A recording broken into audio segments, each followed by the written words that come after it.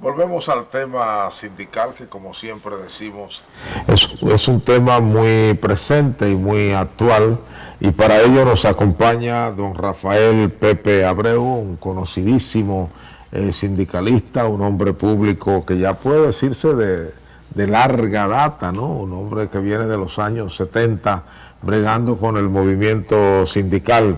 Don Pepe Abreu es el presidente del Consejo Nacional de la Unidad Sindical, y en estos días de negociaciones con los empresarios y de cara a los cambios que se están registrando en todo el mundo con las nuevas tecnologías y el tema de la relación entre generación de empleos o pérdida de empleos y las nuevas tecnologías, y en el caso nuestro, además de los viejísimos problemas del mundo laboral, también tenemos los nuevos problemas que se derivan de la aplicación de la seguridad social, tanto en la vertiente de jubilaciones y pensiones como en la vertiente de la salud.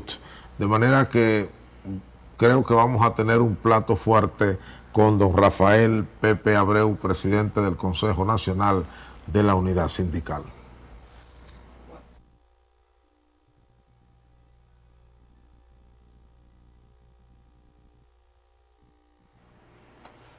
Don Rafael Pepe Abreu, muchas gracias por sacar de su tiempo y ponernos ahí en su agenda para estar con nosotros, accediendo con su gentileza de siempre a nuestra invitación. Yo siempre digo que lo veo hermoso, joven, trajeado. Parece que los nietos están revitalizando su vida. Eso es bienvenido, con el objetivo de darnos ánimo, de no dejarlo caer, aunque el tiempo pasa, ¿verdad? Sí. Muchas enfermedades llegan, azotan, pero tratamos como de resistir, de mantenernos y demás.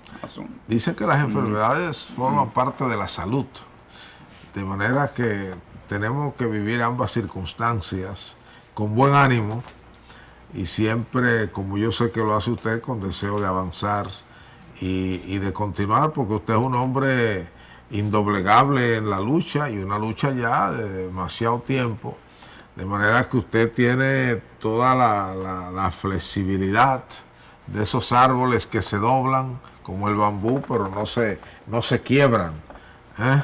Y ahí seguimos. Bueno, yo creo que hay buenas noticias, porque este programa lo estamos grabando hoy jueves, precisamente el día cuando usted sostuvo una reunión que estaba prevista, usted y sus compañeros sindicalistas, con los empresarios alrededor del Código de Trabajo, y según los empresarios, pues le plantearon a ustedes una hoja de ruta, y dentro de 15 días ellos van a presentar sus demandas, sus aspiraciones. Usted sabe, bienvenido, que en este tema de esta reforma hubo que hacer una especie como de recuento histórico de todo lo que ha sido este proceso, porque este proceso data de un decreto del año 2013. Exacto. Donde el presidente de la República constituyó una comisión con el objetivo de hacer la revisión del código. Ahora, ¿quién propuso la revisión? La propuso el sector empresarial, no la propuso el sector sindical. Entonces nosotros siempre nos ha preocupado durante toda la discusión que el empresariado quiere presentar 5 años. 5 años. 5 años, 5 años ya. Quiere presentar el tema como si fuese un tema consensuado entre las partes, y que de conjunto hemos propuesto la reforma. Pasamos todo ese proceso de discusión en que el diálogo caía, se levantaba, etcétera, etcétera. Pasó hasta por INTEC. Pasó hasta por INTEC, hasta llegar al estadio en que estamos ahora, Ministerio de Trabajo. El anterior ministro, Monchi Fadul, ahora lo retoma el ministro actual, el señor Santos.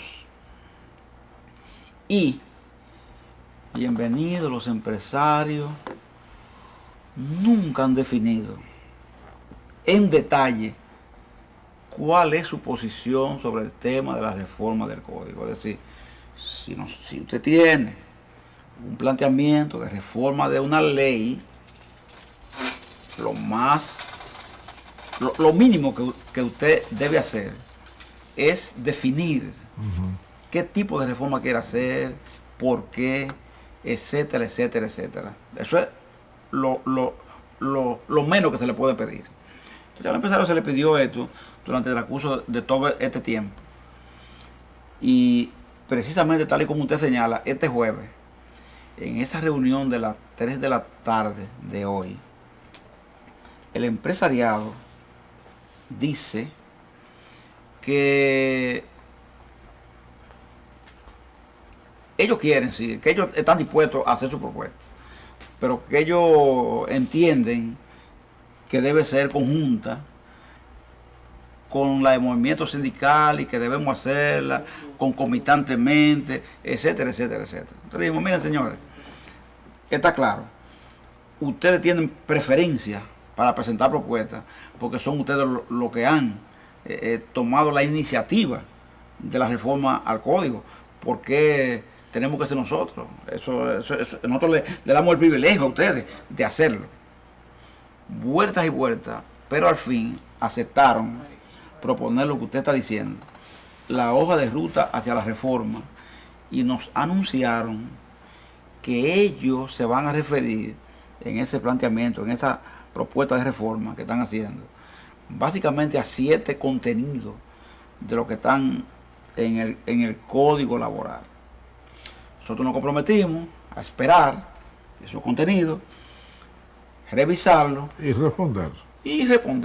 Lo que es el único modo de usted hacer y buscar una fórmula que permita que lo que podamos entender, no podamos entender. En lo que no, sencillamente no. Pero por lo menos usted dice que la buena noticia es que al fin hay una hoja de ruta y hay una promesa dentro de 15 días, ¿no? Así es. Eso dentro de lo que había, eso es positivo. Exacto, sí, porque lo que ha habido es ruptura. Ya, dígame una cosa, ruptura. Yo pensé que en INTEC ellos habían definido los elementos de reforma a los que aspiraban. Lo que pasa es que en INTEC las conversaciones se centraron mucho en el aspecto de la cesantía laboral. Okay. Y en fórmula para buscar respuesta a la cesantía. Y ahí, curiosamente, hay que decirlo, desde el gobierno se presentó una propuesta, desde el gobierno, la famosa propuesta aquella del fondo de cesantía, de que no hubiese cesantía directa de las empresas, sino de un supuesto fondo que se crearía con ese fin. La propuesta nosotros la rechazamos, fue rechazada, por tanto no fue considerada, no se incorporó a la discusión, y prácticamente el debate de los temas principales ahí en INTEC fueron desbordados por lo que significa el tema cesantía, que usted sabe es el contenido sobre el que más fijan su atención los trabajadores. No importa, bienvenido, el nivel de trabajador. Todo el que es asalariado, cuando le hablan de la cesantía, fija su atención y se preocupa. Sí, porque eso es ahorro. Eso ahorro. Volvemos a decir lo mismo, eso es ahorro. Ante los bajísimos salarios que se pagan en el país, la cesantía es lo único que tiene el trabajador para no irse con una mano adelante y otra atrás. Porque sería muy duro después de 10, 15, 20, 30 años trabajando en un sitio donde no hay, por ejemplo, jubilación ni pensión, que es en la mayoría de los lugares, y menos ahora que se le ha transferido eso a la seguridad social. Usted se va con una mano adelante y otra atrás, aún con la seguridad social. Porque el dinerito que usted tiene en la seguridad social, ahora mismo se lo está comiendo, por ejemplo, la inflación. Dan el clavo, porque precisamente eso es lo que nosotros decimos. Hay países donde ni siquiera existe la figura de la cesantía. Ya. Pero es porque hay una protección social real de la persona. ¿Entiendes? La persona no queda nunca desamparada. Siempre tendrá la protección del sistema de seguridad social. Este es un país que todavía el sistema social tiene que ser puesto a prueba, Sí. inclusive en el aspecto ese previsional. Sí, sí. ¿Por qué? Porque va a llegar un momento aquí en que cuando se define el tema de que a la gente le toque ir a buscar su pensión porque llegó a la edad, etcétera, etcétera, se puede encontrar con sorpresas tales como, bueno, usted no acumuló suficiente para obtener una pensión, usted lo que acumuló fue derecho a la pensión mínima, usted va a tener una tasa de reemplazo. Bueno, eso no será, no será sorpresa ¿Entiende? porque primero está previsto por la misma ley y segundo se han hecho estudios, más de uno, que adelantan ese tema.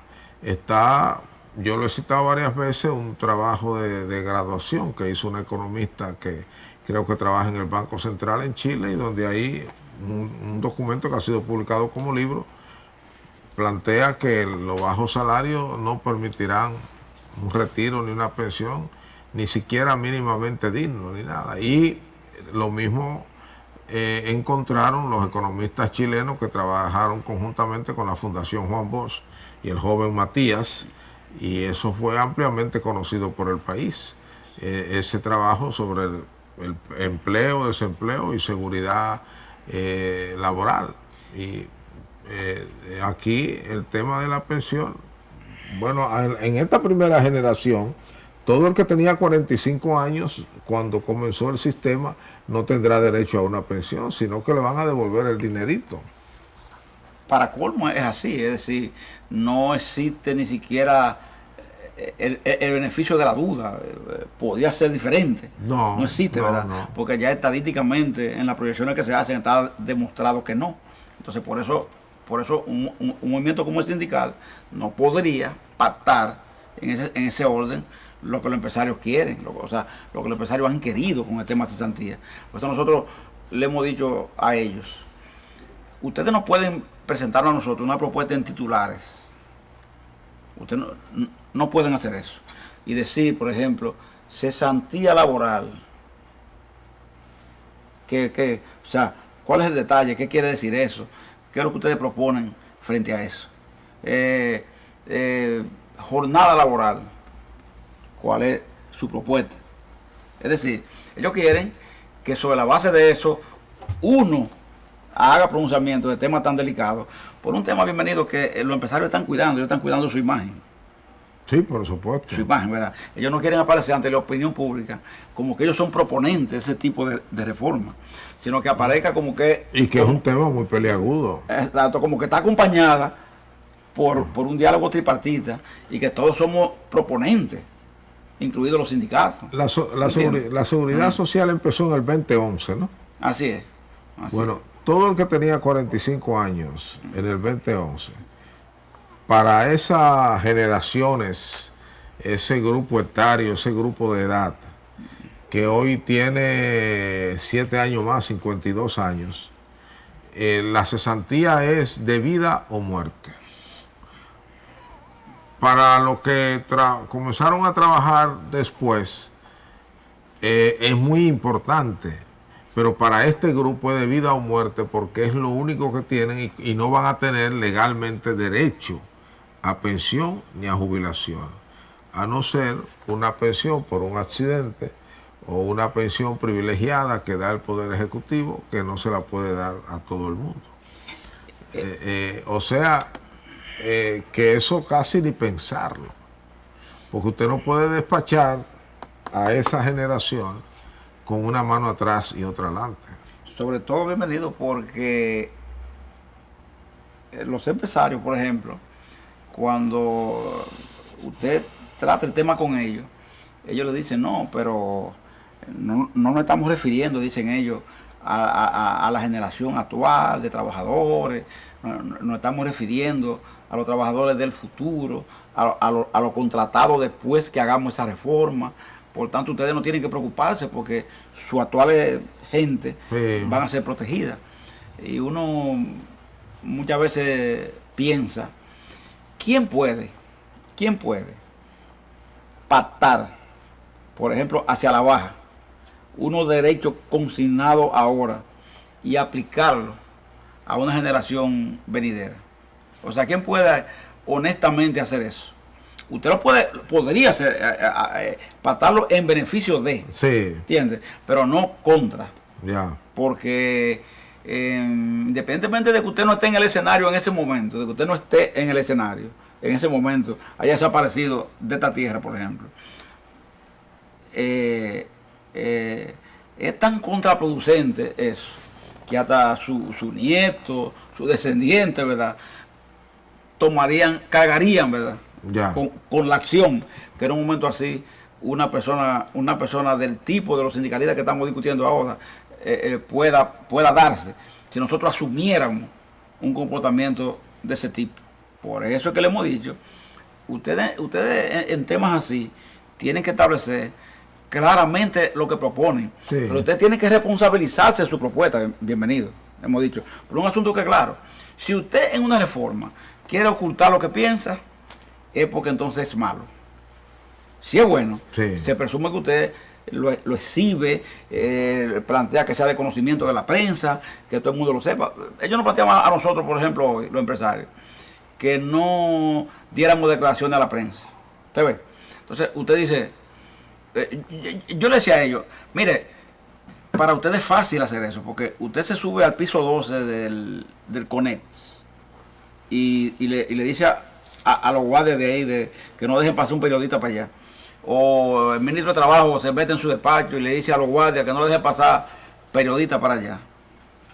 Y no, pero hay algo, y no pasan. Ahora nosotros no. Hay algo Nosotros mucho no. más importante. Nosotros no. Ellos le van a informar a toda su membresía.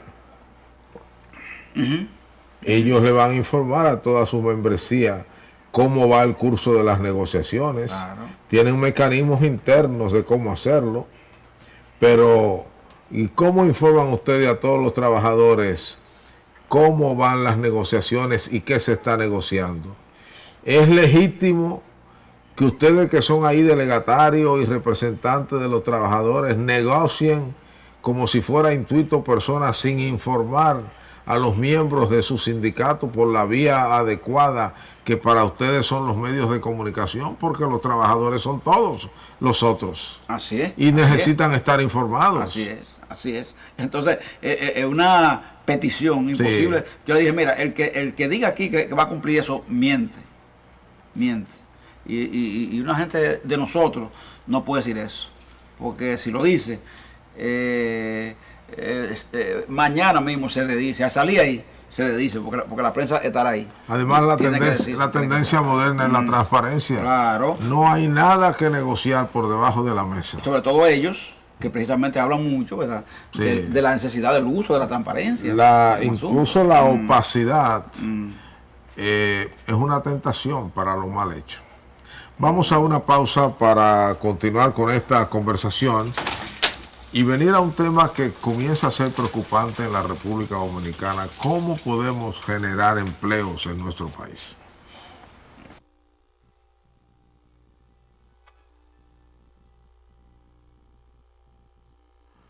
Seguimos esta entrevista con don Rafael Pepe Abreu, quien es el presidente del Consejo Nacional de Unidad Sindical. ¿Nacional? Sí, así. Sí.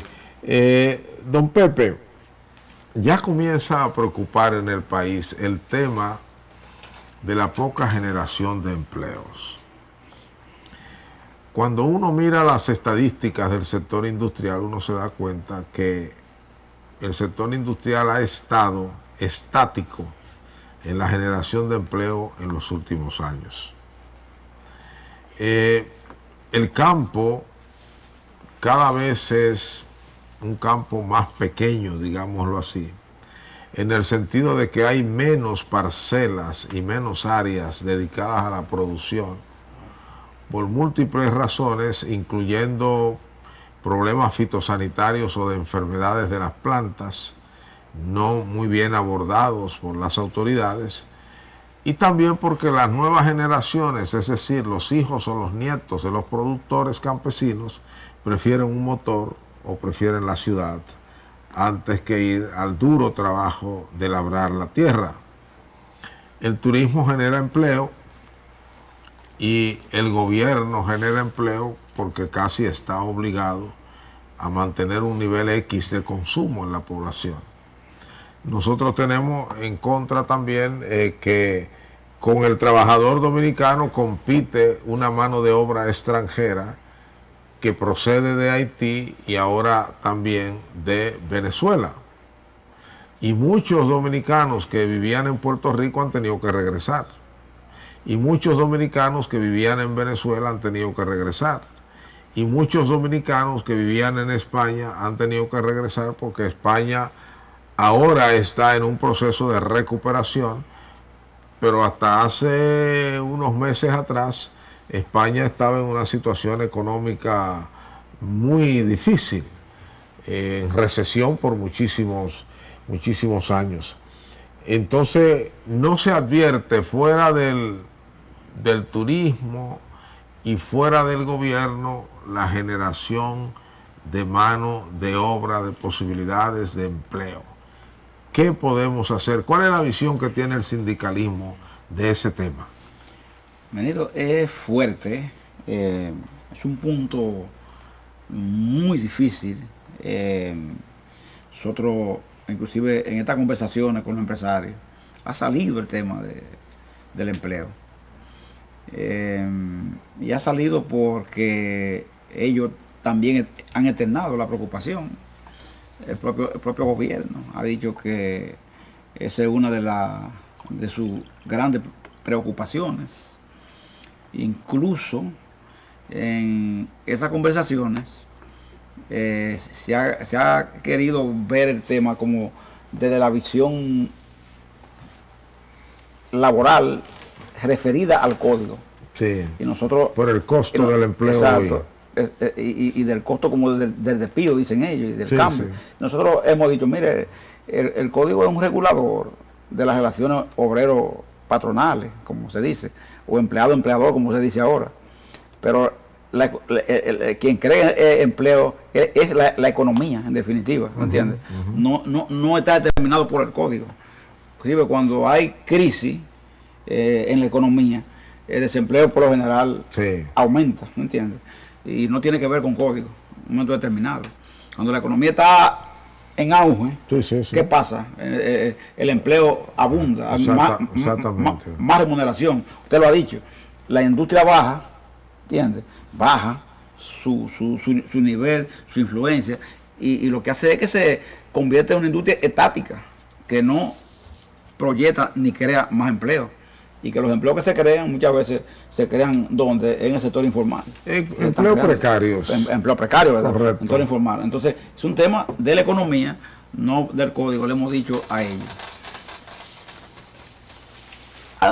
Hay experiencia de ciertos países que han puesto en vigencia algunas modalidades de empleo que consisten en estimularlo, como usted dice, ¿verdad?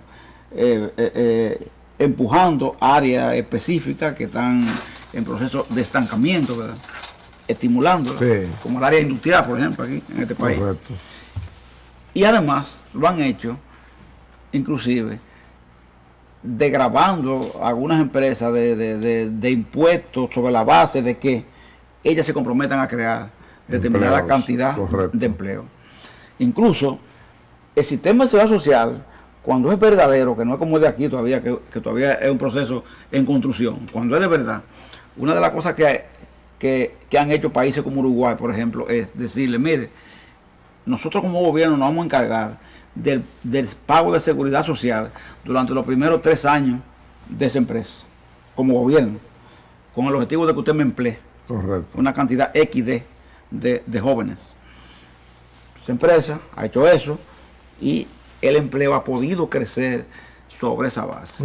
Un subsidio más directo. Más directo, correcto. Pero un subsidio que va a tener resultado al final. Que no es como un subsidio clásico de darle a la gente una cajita, usted ve un bono luz, un bono gas. No, o a la empresa darle un subsidio fiscal o crediticio para que el beneficio ellos lo empleen en lo que desean. Exacto. Aquí es, dame tanto empleo que yo te voy a exactamente, esto. No es lo mismo darle combustible a una empresa, por ejemplo, subsidio, para que ella, pero no sin ningún tipo de beneficio medible. De garantía medible de retorno. Entonces, haciéndolo así, nosotros creemos que se puede estimular un empleo de mejor calidad, de más permanencia, etcétera, etcétera. Uno cree que sí, pero para eso hace falta que desde el gobierno, ¿verdad?, un tema como ese se estimule y se discuta y se profundice en él. Porque después de todo, bienvenido, hay que decirlo así, el único modo que tiene un país de despegar, desarrollarse y demás, parte de que desarrolle su capacidad industrial. Sí, sí, sí. Por más que creamos, ¿verdad? Sí. Turismo solo, empleo de gobierno, empleos informales de mala calidad, como usted dice, precarios, no contribuyen ni son un factor determinante para el desarrollo. Es un tema para subsistir. Y en el caso nuestro también tiene un gran potencial el sector agropecuario. Y lo tiene. Tiene un gran potencial porque nosotros deberíamos pensar en producir alimentos para los 10 millones de dominicanos. La cantidad de extranjeros que tengamos aquí, los 6 millones de turistas y buena parte de los 10 millones de haitianos que viven en Haití. Claro. Y que tienen a la República Dominicana como la fuente de abastecimiento. Entonces, si se quiere, hay un buen mercado ahí para el sector agropecuario en esos distintos niveles. Porque tenemos casi 27 millones de personas que alimentar cada año. Pero lo que hemos hecho es abrir las puertas de las importaciones. Y es bueno que se sepa que aquí ahora mismo usted va a un supermercado a comprar mandarinas extranjeras y naranjas chilenas. Es increíble, bienvenido, que... Café de Vietnam. Eso es increíble, increíble. Que los cítricos en República Dominicana, criollos, no existan prácticamente. No, por razones de enfermedades, claro, tratadas de manera tardía o no tratadas. No tratadas, nunca la trataron. Ya. Dejaron que se expandiera y el café prácticamente lo exterminaron, se terminó. Entonces, un país que, por ejemplo, tiene un cacao de tal calidad que es señalado como uno de los mejores en el mundo. No, y el mismo café. El café Barahonero es una marca internacional. Yo me acuerdo cómo era antes, cómo se medía. Y este guineo orgánico que se produce aquí, en Europa tiene muchísima aceptación. Exactamente. Sin embargo, nosotros no tenemos como una actitud de proyectar, desarrollar eso, que sí puede dar muchos empleos inclusive. Porque el tema del empleo, hay un aspecto del tema del empleo aquí al que se le hace poco caso, entre otras cosas, por la debilidad del movimiento sindical y porque el gobierno en ese aspecto nunca ha sido un árbitro real, y es el tema del bajo salario. Aquí el salario promedio está muy por debajo del costo de la canasta. Entonces tenemos hogares con presupuestos deficitarios. ¿Qué tienen que hacer? Recurrir a las tarjetas de crédito, recurrir al chiripeo adicional, al pluriempleo, tener 2, 3, 4 trabajos, a los muchachos abandonar la escuela antes de tiempo para irse a trabajar. Aumenta la desnutrición porque la gente no tiene dinero para comprar los alimentos que tengan los nutrientes necesarios. Es una cadena. El tema del salario aquí, incluso en áreas económicas de altísima productividad y de rentabilidad enorme, es un tema por tratar y por manejar. Tiene 80% de salario, menos de 30,000 pesos. 80. Entonces, es un salario de apenas subsistencia, no es para aumentar la capacidad, como se llama, de compra adquisitiva y demás. Y el poder del peso dominicano también, adquisitivo, se ha ido degradando, ¿verdad? Ya. Y perdiendo cada día más. Entonces, estamos situados como una de las monedas, como el segundo salario, con menor poder adquisitivo en nuestra América. Así es. Entonces, de ese modo no se despega, bienvenido. Eso así, no se despega. Y eso explica que las esquinas de nuestras avenidas estén llenas de jóvenes y de personas adultas vendiendo tonterías. Y eso explica que usted vea muchos pequeños negocios de pacas buscando el peso. Sí, muchos de esos fuera de desempleo muchas veces, hay un empleo que es motivado en la falta de fuentes de trabajo, ¿verdad? Pero hay otro también que la gente, en el que la gente va a la informalidad es por el rechazo al tipo de salario. Correcto. Y prefiere mejor un flujo de efectivo en un motoconcho, mayor, que tomar un empleo porque entiende que se estanca. Pero usted ve muchachos que debían de estar en los liceos, están de deliveries. Y eso es una tragedia para mañana, para ellos y para el país. Porque esa será una persona que cuando le llegue la edad de formar familia, no podrán hacerlo porque no tendrán los ingresos necesarios. Usted sabe, venido, que hay áreas de la economía que cuando usted la analiza, usted dice, hay áreas que son vitales, por ejemplo, que no se desarrollan, que no tienen desarrollo. Hay países inclusive que explotan esas áreas. ¿Me entiende? Por ejemplo, usted dice, ¿cuánta gente, por ejemplo, en este país está entrenada desde la seguridad social, por ejemplo, desde un sistema de seguridad social, para proyectar un tema delicado como es el cuidado a la persona? El cuidado, la asistencia, ¿verdad? El cuidado a la persona. Se encuentra con que eso no tiene aquí nadie que esté pendiente de eso, ni desarrollando esa área tampoco. Y hay que decir, don Pepe, que el movimiento sindical dominicano extrañamente ha preferido mirar para otro lado y no ver el tema de la competencia del obrero extranjero al obrero dominicano aquí. Porque una de las industrias que más genera empleo es la construcción. Sin embargo, buena parte de esos empleos son para extranjeros. Sí, quizá por un asunto de, como usted decía ahorita, de una situación en que se combina un factor, por ejemplo, que tiene que ver mucho con la visión que tiene el propio empresariado sobre el tema, el empresariado del área sobre el tema. Ellos nos dicen a nosotros que es que ellos ponen, por ejemplo, la publicidad sobre que se necesitan trabajadores del área de la construcción y los dominicanos no acuden. Hay que poner en duda que eso ocurra porque, en cambio, por ejemplo, cuando usted se va a Puerto Rico, los dominicanos lideran la industria de construcción en Puerto Rico. Cuando se va a España, se integran. Cuando usted se va a las islas, por ejemplo, del Caribe, el dominicano se integra. Cuando se va a Estados Unidos, pasa lo mismo. Entonces, ¿por qué aquí no se integra? Y ahí viene la interrogante que se da y que inmediatamente hay una respuesta que se sirve. Es que se prefiere contratar al trabajador ilegal haitiano porque acepta quizás una serie de condicionantes que no necesariamente acepta el dominicano. Pero la pregunta que uno siempre se hace, ¿por qué el movimiento sindical no defiende a los trabajadores dominicanos en ese aspecto? Lo han defendido, por ejemplo, Fenticón, que es una federación de la construcción, se mueve, tiene fortaleza, ha hecho el trabajo de defensa y demás, ha tratado inclusive de intervenir, de que en las obras, por ejemplo, este tema 80-20 se resuelva. Hubo inclusive... nunca ha sido real. Sí, exactamente, nunca ha sido real. El 80-20. Sí, hubo paralización inclusive en algunas obras, como la propia Odebrecht tuvo problemas de dificultad por la contratación de más extranjeros que dominicanos. Sí. Es decir, ha habido una acción, no ha sido todo lo enérgica, ¿verdad?, que debe ser, no lo ha sido.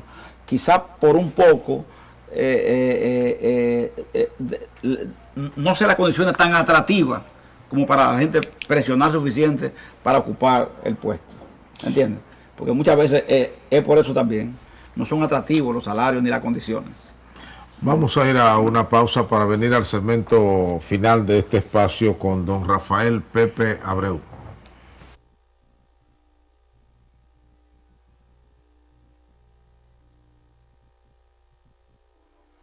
Venimos a la parte final de este espacio con don Rafael Pepe Abreu, el presidente del Consejo Nacional de la Unidad Sindical.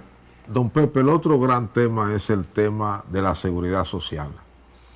es un tema que pende directamente sobre los trabajadores, sobre la gente que está asegurada, la gente que va cada día al médico, a la clínica, a la farmacia a buscar medicamentos y que todos los días se ve con mayores limitaciones, porque por ejemplo, ahora tenemos la combinación de una inflación un poquito más alta que el año pasado, y también tenemos el tema de la devaluación del peso frente al dólar norteamericano, que encarece los medicamentos. Por consiguiente, si usted ayer compraba 10 medicamentos X con la cuota anual que le tocaba, ahora comprará menos. Tenemos años, ya pasaron los 10 años para ir a una revisión.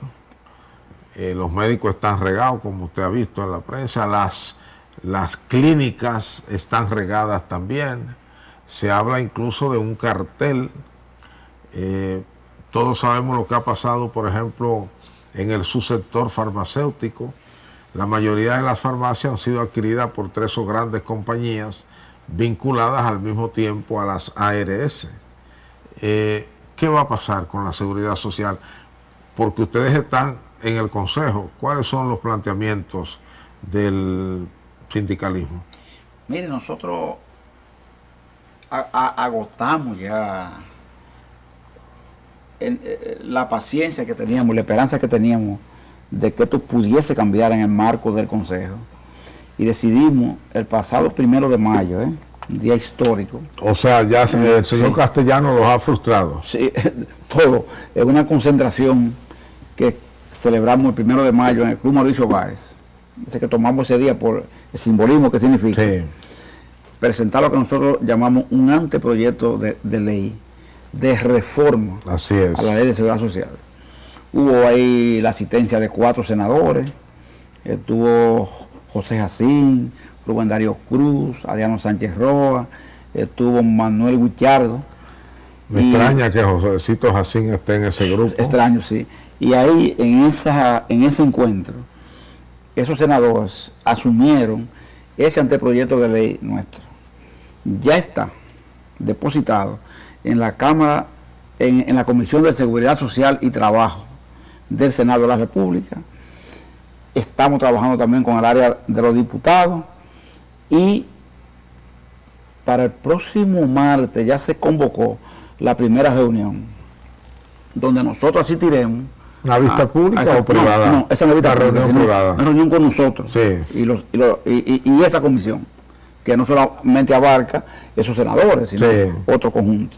Y ahí vamos precisamente a hacer el intercambio correspondiente, porque antes de vista pública y de que vaya al hemiciclo, primero se hacen encuentros por sectores. Correcto. ¿Qué entendemos nosotros? Que la seguridad social manejada como está, y la forma en que se ha hecho, ha probado que no hay forma de que pueda caminar. Nosotros hablamos del sistema previsional ahorita, pero ahora estamos hablando del tema salud, ¿verdad? Usted tocó el tema de la ARS, de los médicos. Cada quien aquí inclusive se echa la responsabilidad, uno para un lado, otro para el otro, pero la verdad es... Lo importante es lo que dicen los usuarios. La verdad es el resultado, lo que los usuarios dicen, qué el usuario ve, qué el usuario contacta. Y la verdad es que cada vez que uno contacta, que uno va a buscar servicios, siempre se encuentra con que el gasto de bolsillo, en vez de disminuir, aumenta. El monto del medicamento ahora son 8,000 pesos. Usted que usa medicamentos, ¿cuántos meses le durarían a usted 8,000 pesos? No dura absolutamente nada, eso se va prácticamente en 2 meses. Ya. ¿Cuándo suele ocurrir? Porque a veces la fórmula, como ellos llaman, no está presente en ese medicamento que se receta. Sí, pero que ahora las farmacias adscritas al sistema de seguridad social se han convertido en laboratorios. Así mismo. Si usted no tiene también la receta que esté actualizada, tiene que tener menos de 3 meses, usted no puede comprar con esos medicamentos, tiene que volver a una...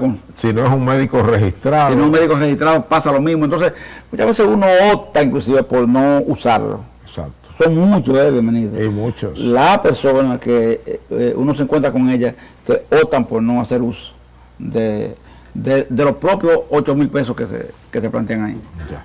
Y bueno, entonces en el Consejo mismo ustedes no tienen iniciativa de ningún tipo. La iniciativa viene por vía congresional. Nosotros por eso la planteamos así, porque en el Consejo, con ese poder de veto que tienen los sectores, la forma que lo están usando, sí, por ejemplo, el sector que maneja la parte empresarial y que está en colusión con las ARS y con otros sectores de poder, hace que consideremos que vía el Consejo no hay forma de hacer la cosa, porque es que se vetan prácticamente todas las acciones que se toman, se vetan. Fíjate, Cizarril en estos días estuvo en tribunales, estuvo en causa, porque tuvo que someter al Tribunal Superior Administrativo la consideración sobre una serie de resoluciones que Cizarril había tomado a favor de los afiliados. ¿Y qué pasó? Al final tuvo que pactar con las ARS, para evitar la judicialización del conflicto y que se alargara más. Tuvo que pactar con ellos. Y el proyecto de ley que ustedes sometieron por vía de esos 4 senadores a la Cámara Alta, ¿cuáles son sus planteamientos básicos que lo diferenciarían con la situación actual? Bueno, en primer lugar, nosotros planteamos en el tema salud, por ejemplo, eliminar la intermediación de las ARS como está planteada. Nosotros ponemos las ARS fuera del sistema de la seguridad social. Sacan. Y decimos. La sacan. Sí, que las ARS deben manejar aquellos planes complementarios que gente quiera hacer fuera del sistema. Pero ellos no deben estar en el sistema. Deben manejar la hotelería de aquellas personas que por razones X, por ejemplo, de más recursos, de entrada económica más alta, etcétera, etcétera, busquen vías de atención superior, por ejemplo, al conjunto del usuario. Nosotros preferimos eso a lo otro. Planteamos además que no se puede limitar, ponerle un techo al monto que los usuarios tengan que usar cuando se vean en necesidad de respuesta, por ejemplo, a un tema de salud. O sea, usted no le puede decir a una gente, mira, 1 millón es el límite. Porque hay gente, bienvenido, que cuando se agote ese dinero, no encuentran francamente qué hacer. No encuentran de qué echar mano. Hay gente que va a la ruina por eso. Y hay que decirlo. No es verdad que eso impide que económicamente la posibilidad de cobertura no sea. ¿Por qué? Por un asunto que, claro, no todo el mundo al mismo tiempo cae en enfermedades catastróficas de ese tipo, ni mucho menos. Eso ocurre, por suerte, ¿verdad?, de manera circunstancial. Estamos planteando, además, que en el tema de la cronicidad, o sea, de las enfermedades crónicas que están planteadas, que todo el mundo la tiene identificada, se establezca con claridad que en esas enfermedades crónicas haya garantía de medicamentos sin techo de cobertura, de que de 8.000 pesos, ni 12.000, tanto. No, sin techo. Yeah. Okay. Porque es una cronicidad y el sistema tiene que garantizar esa atención a la persona. Ese planteamiento nuestro, que es fundamental en el tema salud, nosotros sabemos que choca con demasiado intereses farmacéuticos, intereses de ARS, intereses de muchísimos sectores. Pero nosotros consideramos que si el propio Estado quiere que en este país ese sistema no colapse, hay que tomarlo en cuenta. Fíjese que aquí la atención primaria, que en cualquier sistema de salud del mundo, la atención primaria con capacidad resolutiva, no cualquier atención primaria, no ha podido ponerse en vigencia. ¿Por qué? Porque a los carteles, ¿verdad?, como se denuncia, no le conviene la existencia de atención primaria. Don Rafael, gracias hemos llegado al final, gracias por su tiempo y por darnos a conocer las posiciones del movimiento sindical, tanto en la negociación del código de la reforma, el código laboral, como en este aspecto de la seguridad social y un poco lo que hemos tocado sobre el tema de la poca generación de empleo que tiene la economía dominicana en estos momentos. Espero que pronto podamos volvernos a ver ya con noticias más positivas, quizá después de 15 días, cuando los empresarios le van a entregar su propuesta concreta de reforma al Código Laboral. A ustedes, gracias por igual y nos vemos en el próximo programa.